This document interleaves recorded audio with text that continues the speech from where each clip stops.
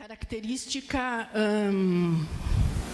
do sobrenatural, dos espíritos, do lado místico, a pré-modernidade.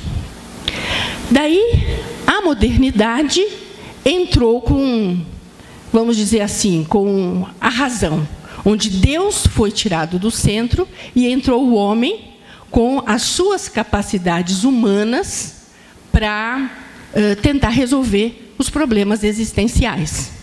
Então, usou a maior dessas capacidades humanas que ele usou, a razão.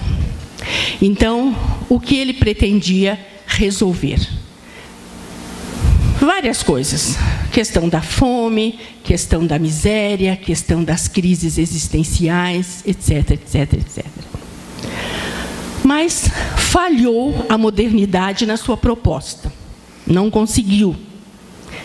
Então, lá para os anos 1960, na época dos hippies, aquele negócio que começou, então a gente passou para a pós-modernidade, então estamos nela aproximadamente uns 40 anos. Então, o que aconteceu?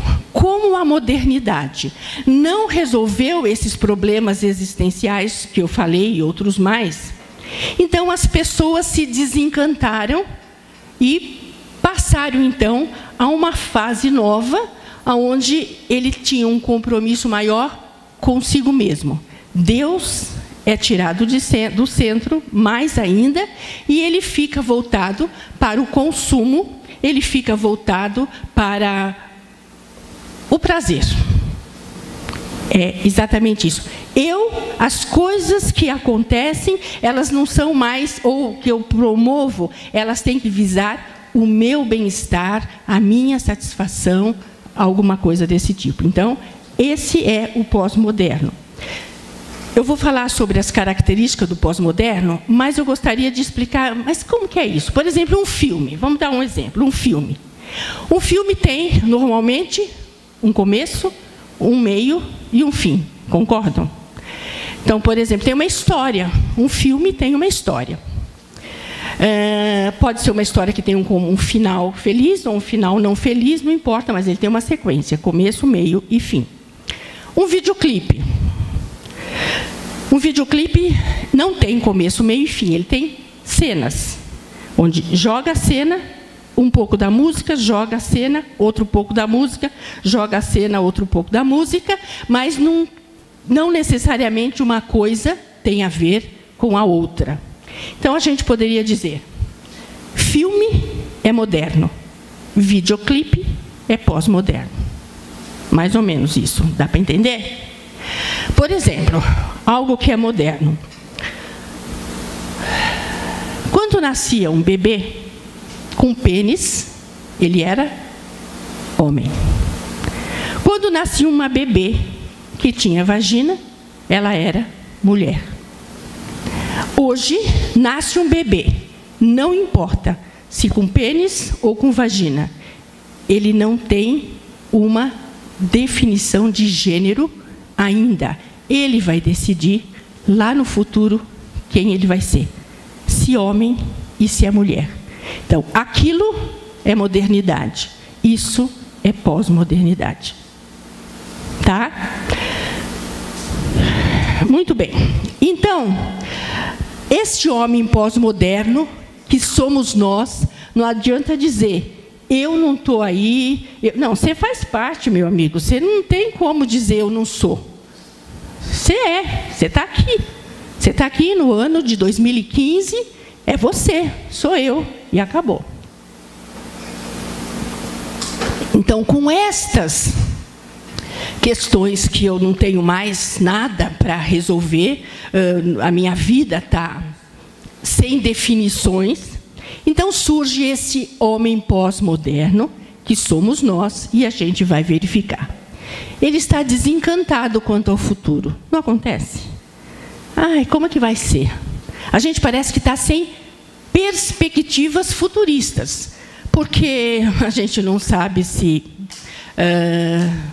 vai ter o impeachment, não vai ter, eu vou estar lá, eu não vou estar, vai ser quem? O PT, vai ser... Enfim, o que futuro nós temos? Então, a gente só reclama, mas a gente sabe que está sem perspectiva.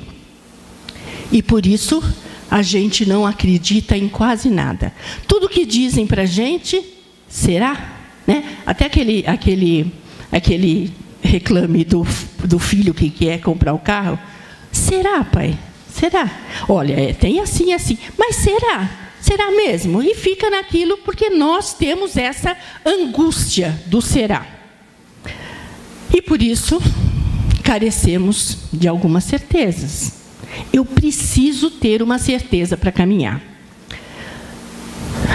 Isso faz com que eu não tenha padrões de conduta firmes.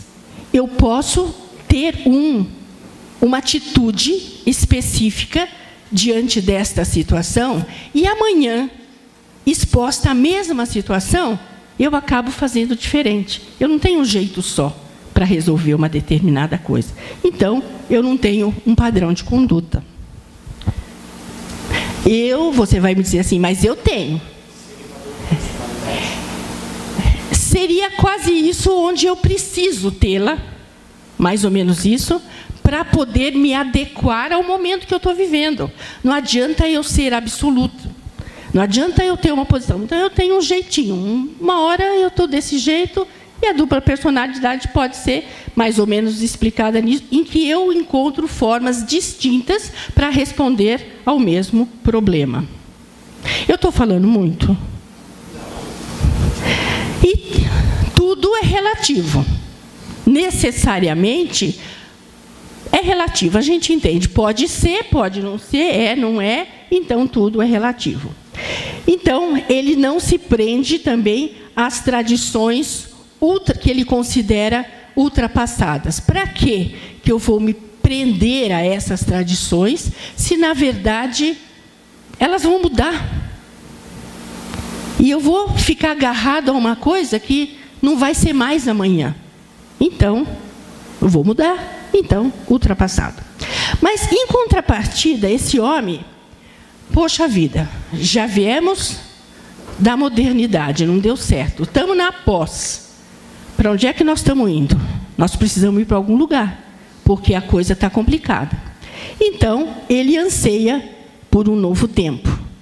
Ele busca novos valores e ele deseja se superar. Ele precisa dar um jeito de superar esse momento tão incerto que nós estamos vivendo, não é? Então, o que eu posso dizer?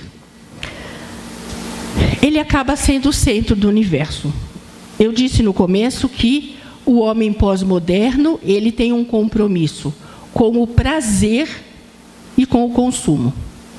Então, eu tenho este celular aqui, mas foi lançado um novo.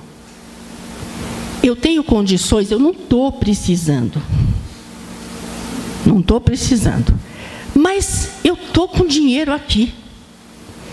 E eu vou gastar o quê? Eu vou atrás de mais um. Porque ele me dá prazer. Ele me dá uma sensação de bem-estar. Então, eu sou o centro do universo. Não importa se com esse dinheiro eu poderia ajudar os irmãos que estão indo para o Oriente Médio e fazer qualquer coisa por lá, se eu preciso ajudar aquela família carente que eu sei que mora... Não importa. Importa que eu tenho condições, eu sou o centro do mundo e eu vou comprar esse celular, porque no ano que vem vai ter um outro lançamento e eu preciso já estar a meio caminho andado. É mais ou menos assim. Ele é o centro do mundo. Então, nós já pensamos a consciência, o homem pós-moderno e a igreja. Como eu sei que aqui tem muitos pastores, também, né? Estou certo ou estou errado? Tá. Então, quando a gente fala de igreja, nós estamos falando do quê? Isso eles podem falar. Então, eu sei, meu marido também é pastor, mas... ele já é um pouco mais... ele tem que aprender algumas coisas.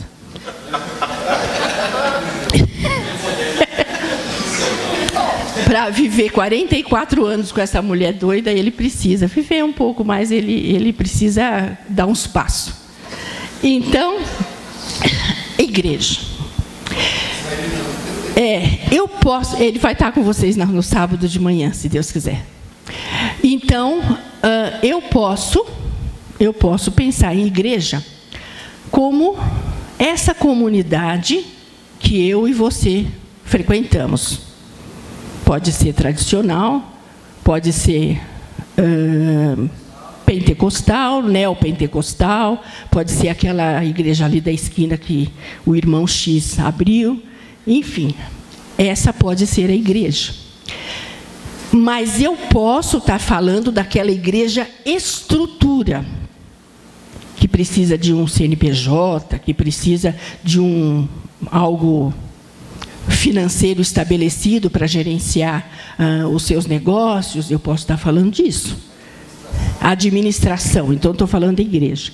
Como eu posso estar falando daquela igreja universal que nós gostamos de dizer, onde, por exemplo, junta-se pessoas, irmãos, exatamente, da igreja X, da igreja Y, da igreja tal, dos católicos carismáticos, seja lá o que for, a grande igreja do Senhor Jesus. Eu posso estar falando de qualquer igreja. Mas vamos equalizar aqui as nossas coisas. Então, a igreja, eu prefiro que a gente esteja hoje pensando, eu e você. Aqui, nós estamos aqui. A igreja, eu e você. Muito bem. Então, já falamos, consciência é aquele fiel da balança.